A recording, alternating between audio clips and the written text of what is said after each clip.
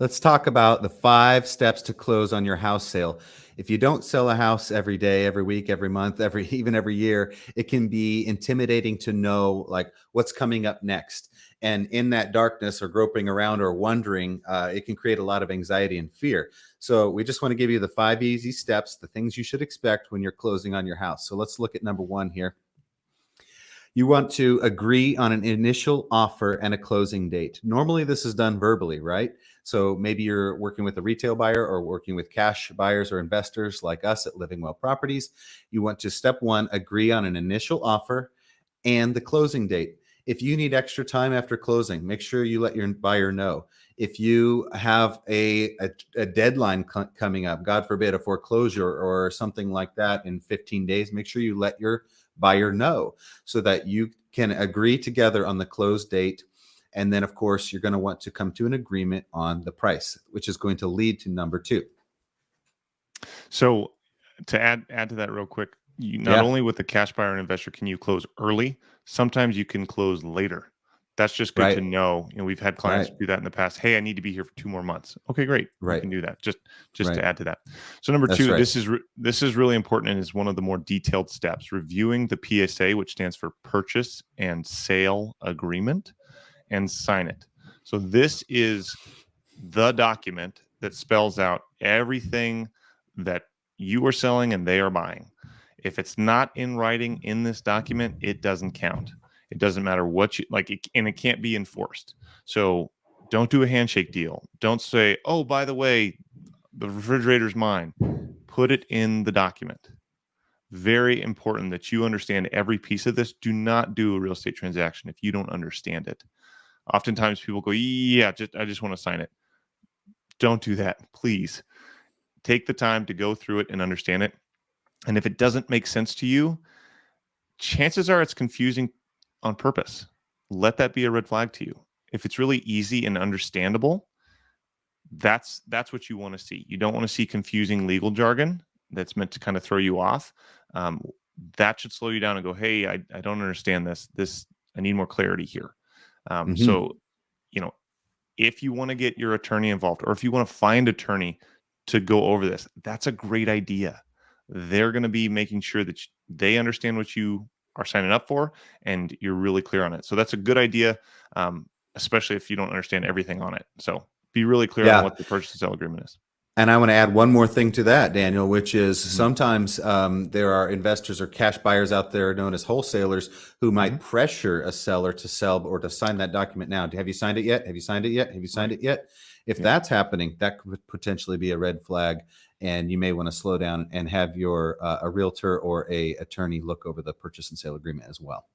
What's Absolutely. good? Yeah, what's going to happen next is once you have an agreement, signed purchase and sale agreement, then either your realtor if you're selling on the open market, or your cash buyer investor if you're selling directly to a cash buyer like us at Living Well Properties, is going to take that document and send it to a credible local title and escrow company for them to open escrow. They're going to open escrow. They're going to discover if there's anything wrong with the title. They're going to find out if there's any liens against the property, and they're going to they're going to act like Switzerland between you, the seller, and your buyer.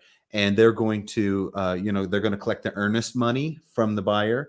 They're going to make sure that the deed can transfer, that you're the actual owner of the property. You have the right Mm-hmm. to sell it.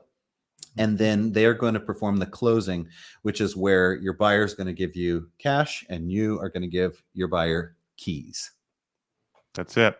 So after you open escrow, or after the escrow is opened with the title company, which they're going to be communicating with you, by the way. So if you're not hearing from a title company, but the cash buyer or investor or somebody told you they did, something's up. They should be getting a hold of you, and you should be hearing from them relatively soon after escrow's opened. Just as a note there. So next is going to be inspection. We do this on pretty much all of our properties. I would encourage you to not be afraid of an inspection. Inspection is going to protect you, the seller, just as much as it's going to protect the buyer. To have somebody come in there who's a trained professional who can mostly identify safety issues, things that are going to be hazards to the new occupants, that's a great thing. That tells you a couple things about your cash buyer investor or retail buyer. They're serious about it. those can be anywhere from $500 to $1,000, and the buyer's responsible for that. And that's going to let you know, okay, I've got someone who's got some skin in the game. They really want to make sure this is a good purchase for them. You don't have to. They don't. They're not required to share the entire inspection report with you, but sometimes they will. Certainly, if they're asking for repairs, it's within your right to ask to see that part of the inspection, so you can know, okay, what is my roof actually? Was there actually something wrong with my roof? Let me see that. That can help you have peace of mind. They're not just making things up. So That's after right. after the inspection, which is usually going to happen from the time escrow's opened, probably within 3 or 4 days of that happening, an inspector is going to be out on property. A typical time for an inspection period is about 10 days. That's pretty normal. Sometimes less, sometimes more, but that's something you can expect. And I got After to the jump in here. inspections, So I got yeah, to jump in here. Are you tell me. saying it's going to take them 10 days to inspect the home? No, I'm not. Thank you for asking. So 10-day inspection period means that the buyer has 10 days to get an inspector in your property, do the inspection, write the report, send it to you, and then you have time to look over the buyer has that a couple of days to look over the inspection report and then tell you, the seller, hey, everything's good to go, or hey, I found some things. We need to talk about this. Yeah. Okay. So after the inspection, what happens next? Well, I want to mention one more thing. You said Yep. 10 days is pretty typical. We're in Yep. Washington and Idaho and Pacific Northwest Oregon. Mhm. We've seen some investors' contracts ask for 45-day inspection periods or 90-day Mm. inspection periods. And that's usually a red flag. You don't want to go under contract with someone who's just going to string you on and at the end cancel because of some random thing in their inspection contingency in the contract. So make sure that the inspection contingency is limited. 10, 15 days is plenty for your buyer to find an inspector, get it inspected, and get the information back to themselves and to you.